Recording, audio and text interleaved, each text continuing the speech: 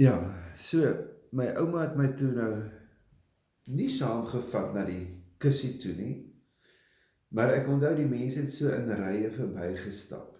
Was baie mense, verskriklik baie mense by daai begrafnis gewees. Die Skoolhofse kind. In elk geval,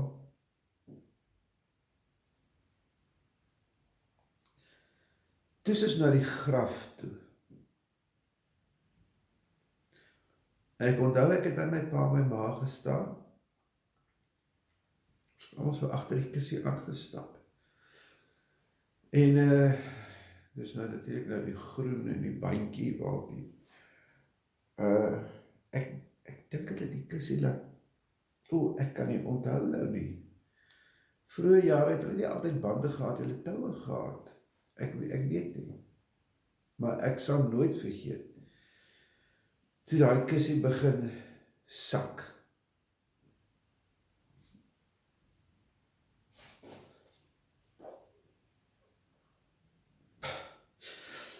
Ek het onbedaarlik aan die heilige gegaan. Want hier sit hulle by sussie in 'n gat. Hulle sit in 'n gat.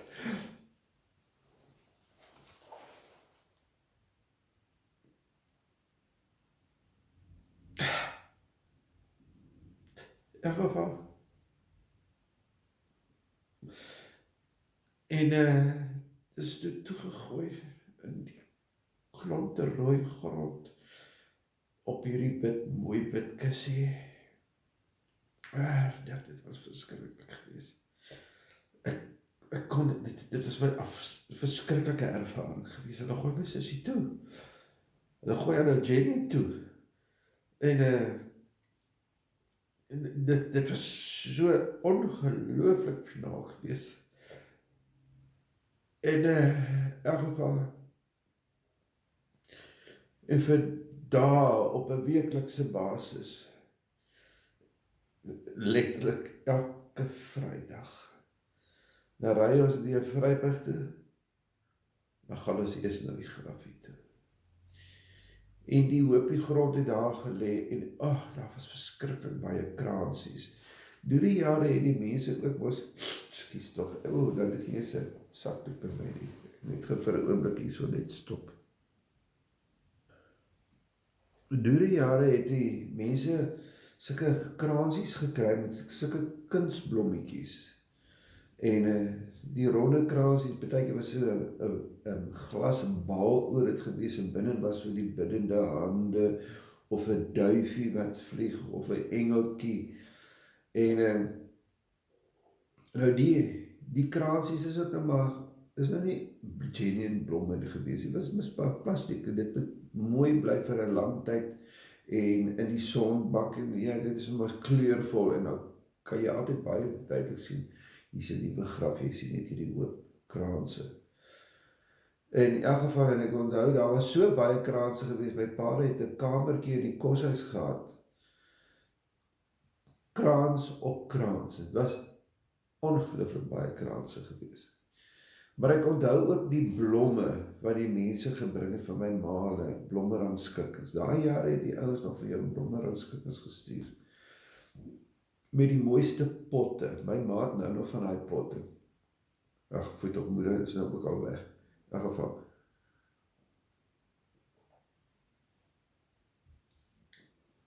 Maar in elk geval, elke Vrydag, ons moet Vryburg toe gaan, want ons gaan graf toe.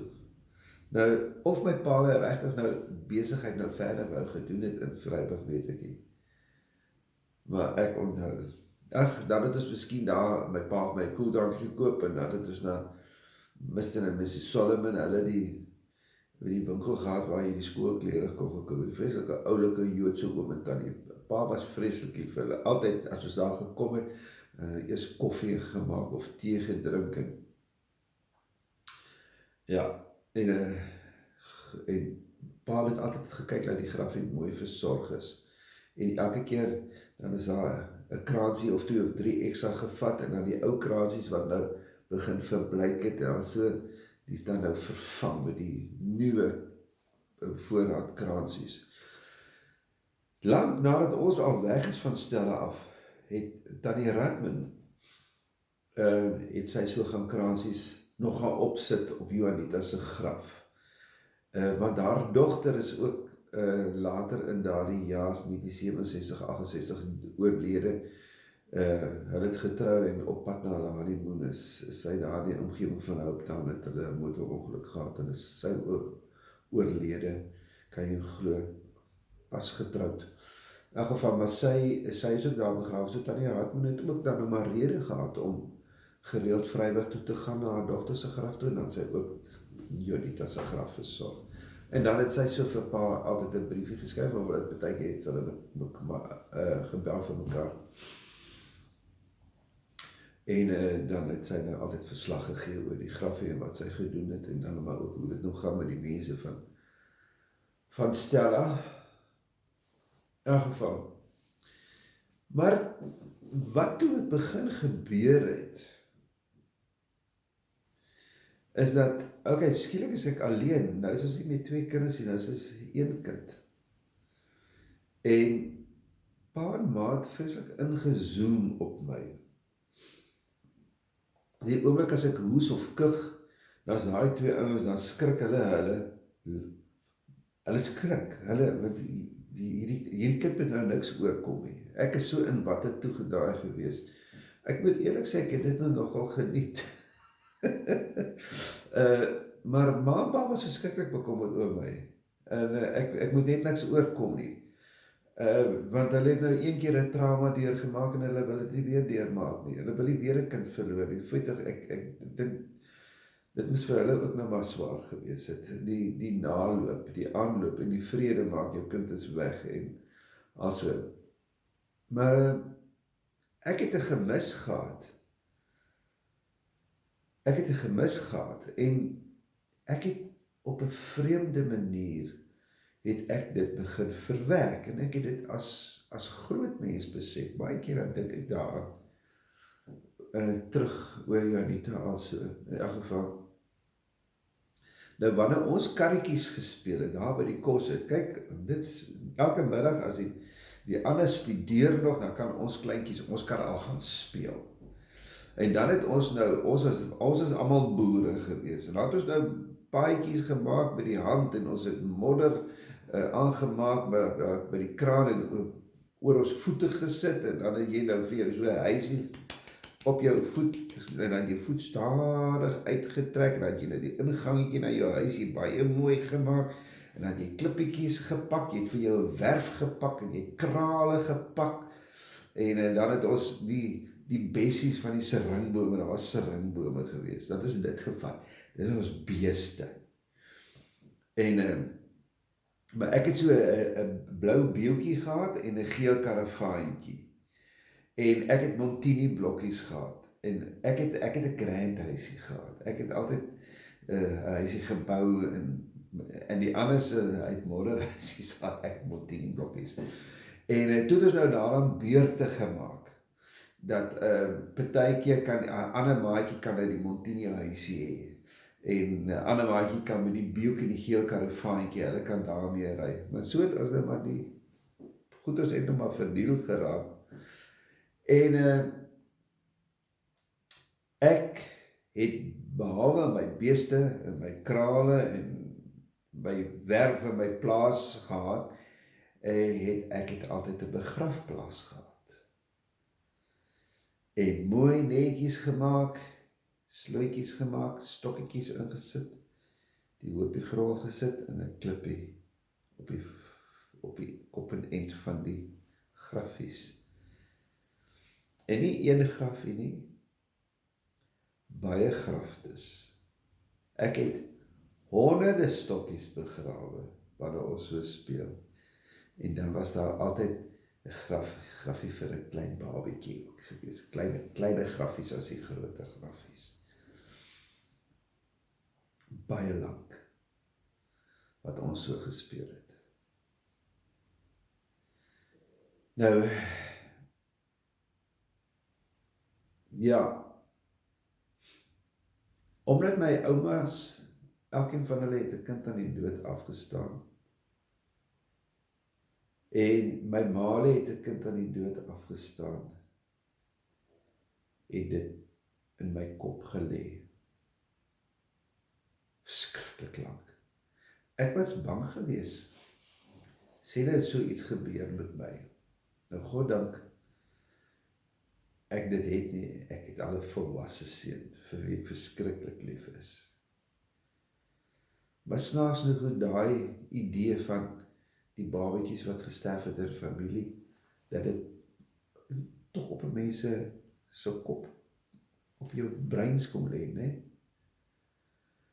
In geval, en in 1968, my ma het verskriklik moeilik dit gevat.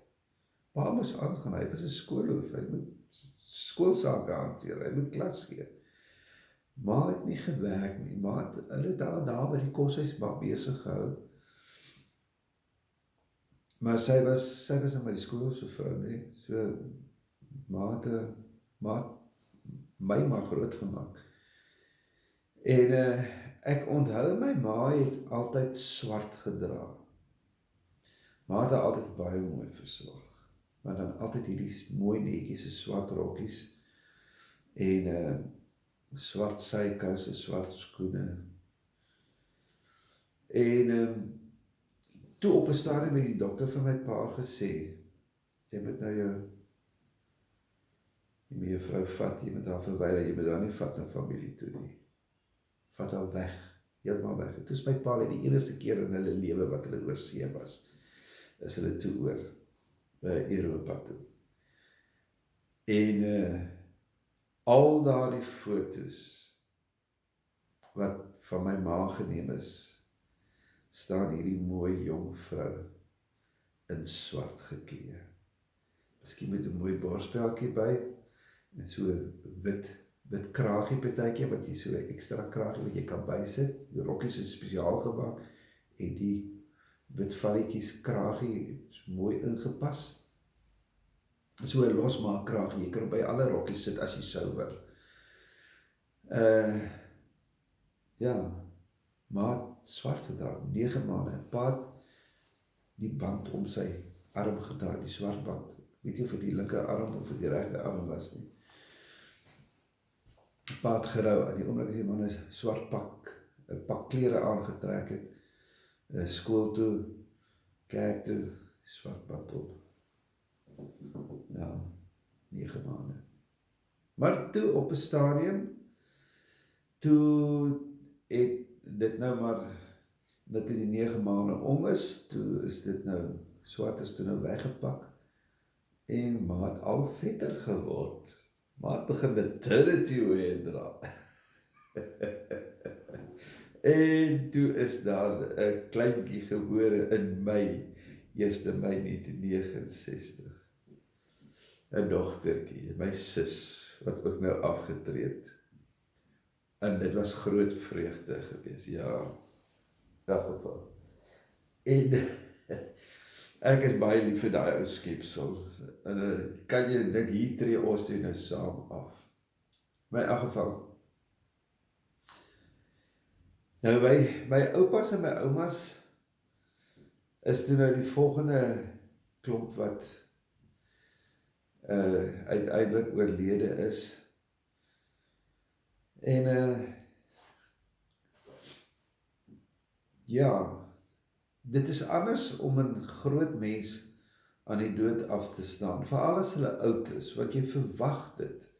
Dit moet nou begin gebeur, die tyd stap uit,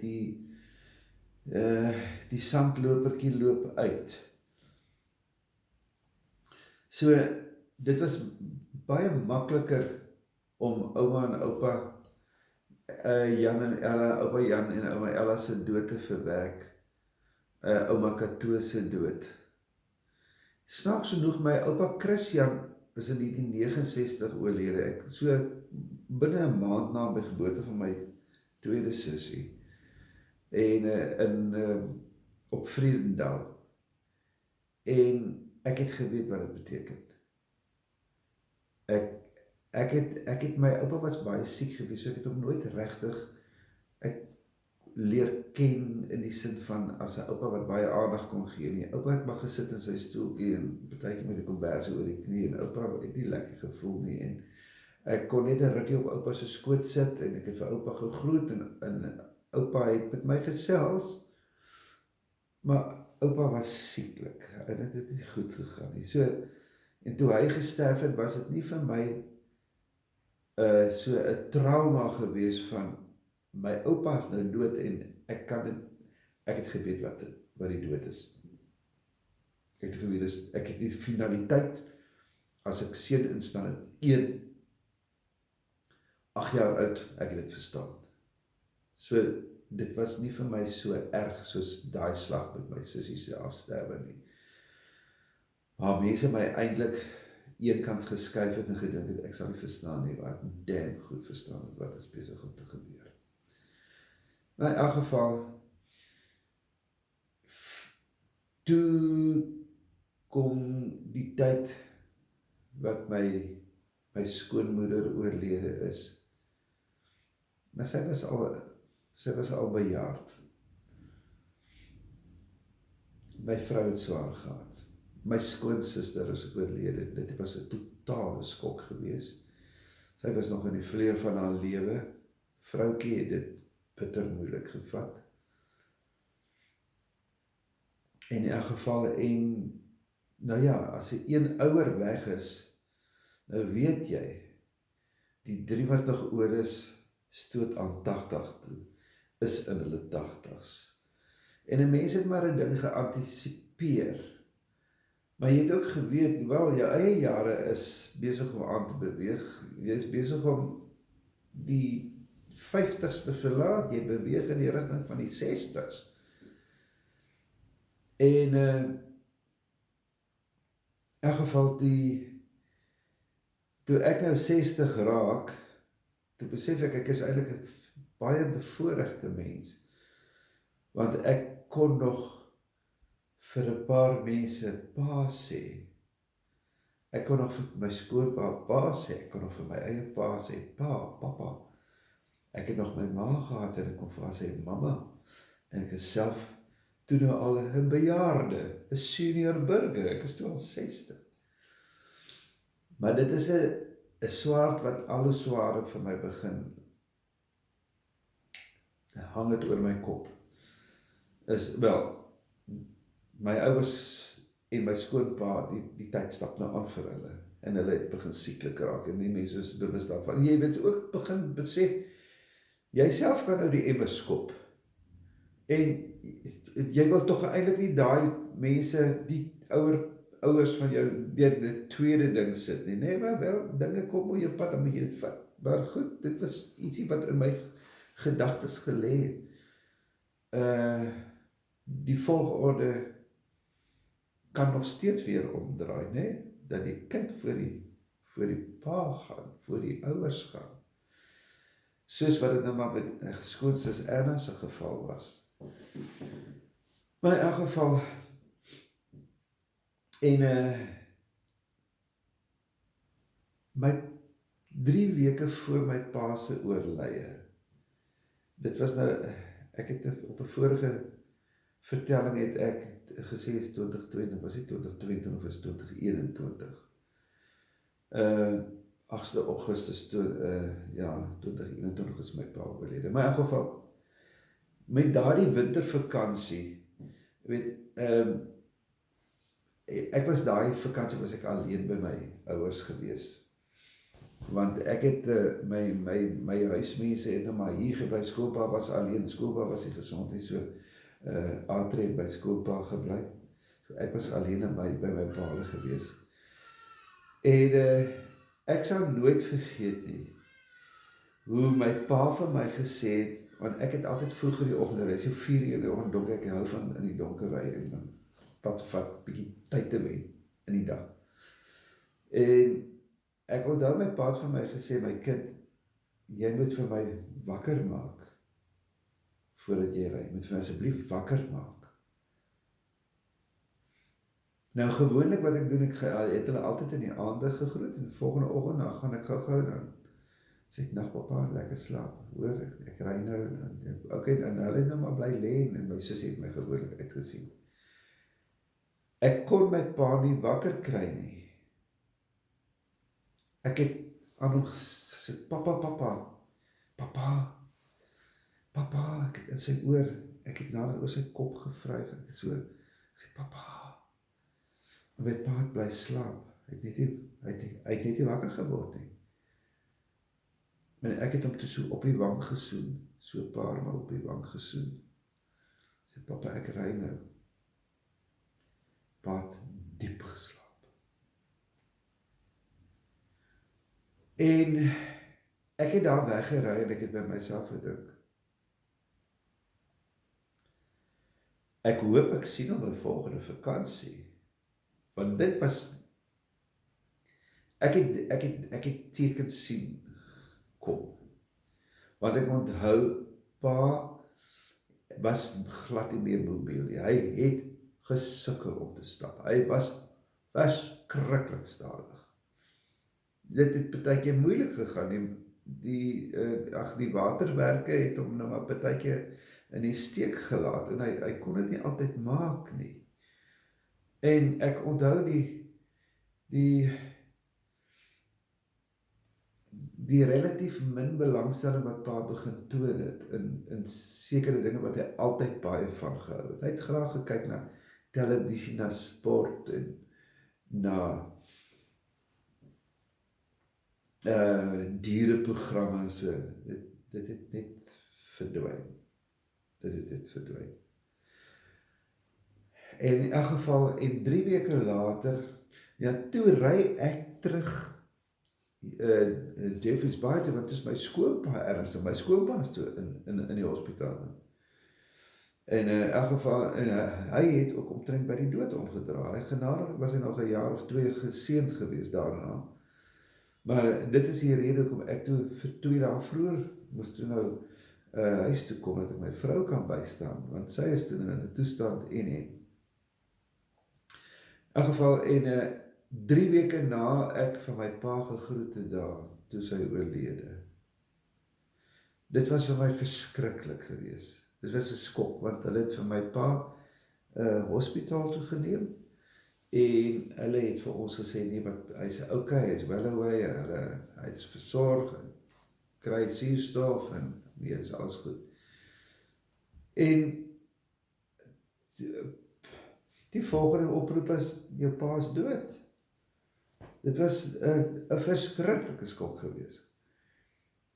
Al het ek geweet, my pa is oud.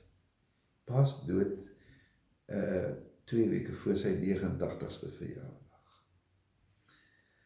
In elk geval, nou ja, lang storie kort te maak, ek het die kans gehad om my pa regtig te groet nie. En dit het gaan lê hierso. My sussie het die donderdag nag het hulle my pa aangevat, daai donderdagoggend, sy was by 'n spesialis gewees het, maar dit is nou maar ook COVID goed is nog gewees, en die naderdraai van COVID,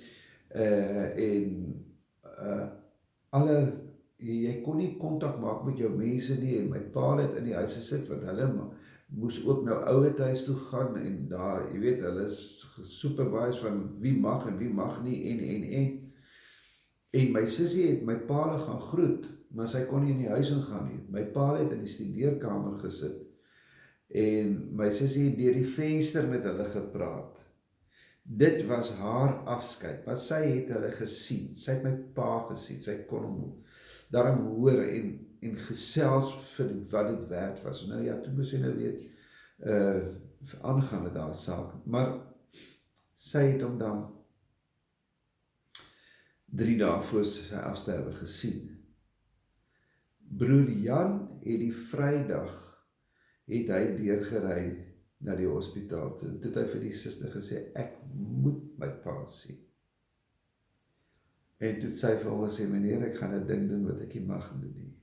Sy het hom ingelaat by die saal, maar hy mag nie na my pa toe gegaan het nie. Hy moes die afstand handhaaf, hy so op 'n afstand het my pa so die die hand gelig en broer Jan het gesien, uitgekwam, gesê, hallo papa, en hy het gesien, my pa het sê, hallo Jantjie.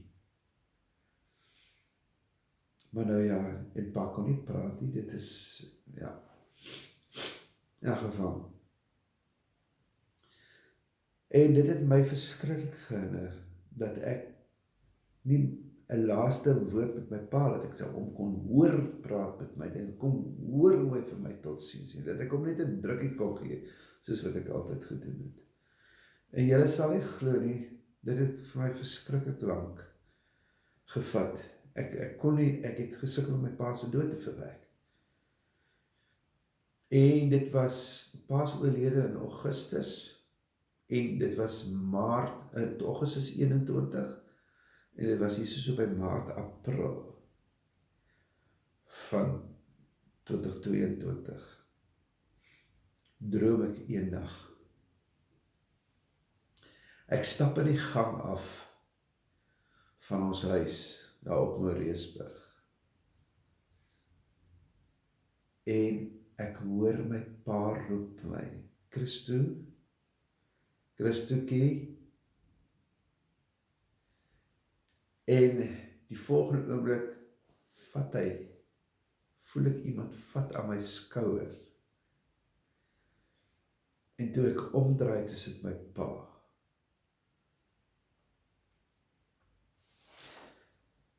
En ek het hom vasgevat.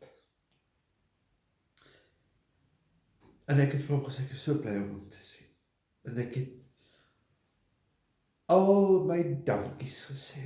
Dankie gesê dat hy my groot gemaak het. Dankie dat hy my pa is. Dankie dat hy ons so mooi versorg het.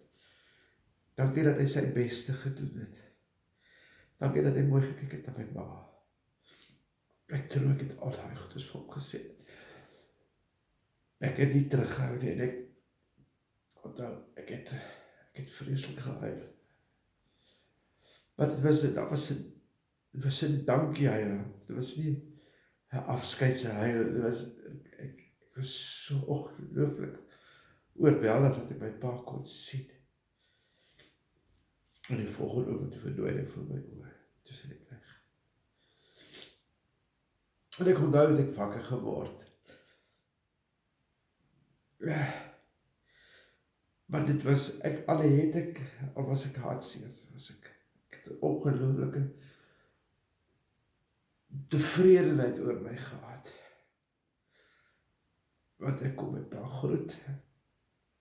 Ek het hom gesien in my droom, ek kon hom groet. Ja, skoonpa is oorlede, skoonpa is die volgende. Skoonpa is aan einde van 22 oorlede.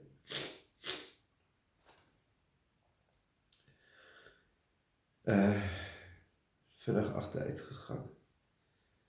Die Sondag het ons gesien, hy in sy stoel gesit, maar hy kon nie sinne voltooi nie. En hy het die hele tyd gewys. Dan begin hy, dit was wel swaar, dit was swaar, baie swaar vir my vrou gewees. Maar ons het verwag. Die Dinsdag het ons by hom deurgebring, die hele Dinsdag. Totdat hy die Dinsdag aand oorlede is. Skoonpa. Ja, die laaste dag was hy. Ja, ons het almal by hom gewees.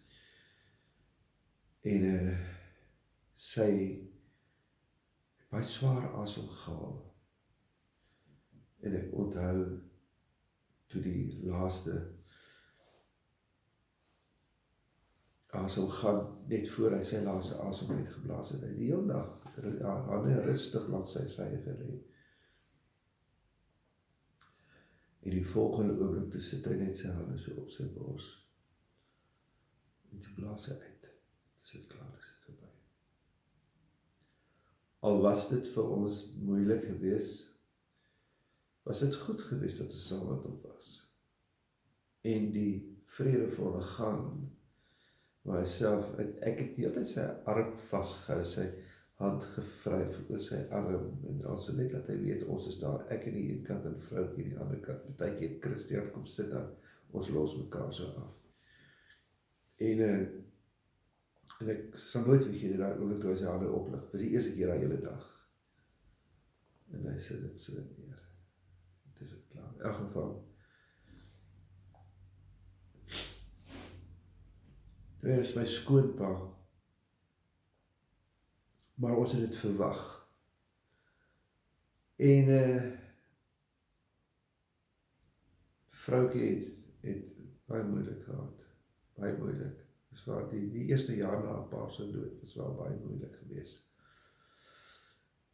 Nou ja, dan kom jy met die gewaarwording, daar is nog een wat oor is, en dit is my ma. Moeder in die laaste tyd het sy nie meer gekommunikeer, die laaste paar weke, kommunikasie was skraps geweest. Ek was 2 weke, ek het die laaste vakansie wat ek kon het, ek by haar deurgebring. Elke dag 3 keer. Sy het in die hospitaal gelê, was net pype en allerlei goed. Was die kommunikasie nie, maar ek onthou die keertjies dat ek na gekom, dan soen ek haar op 'n stadium, dan soen ek haar op die lippies, en ek sê ook so. Maar mense, die swaarste van my lewe, is daai Sondag aand, ek moet toe na die maandag, ek moet terugkom, ek moet skool toe kom. Is daai Sondag aand toe ek my ma moet groet, daar is nie meer respons nie. En ek het haar gesoen, ek onthou ek het oor haar kop gevryf, so oor die haartjies. En toe het ek geloop, en ek het nie weer omgekyk, want ek het geweet, ek kan nou nie, dit is nou die oomblik. Dit was die swaarste swaar van my lewe, om die vrou wat my die lewe te groet, weg te loop. Moeders die week nou op is hy oorlede. Gelukkig was my boetie het haar gereeld gaan besoek. Dit was nie 'n respons nie. Maar in elk geval, dames en here, miskien was dit vir my nodig om hierdie 2 afleweringe te doen. Miskien assosieer julle daarmee. Ek groet julle. Tot ziens.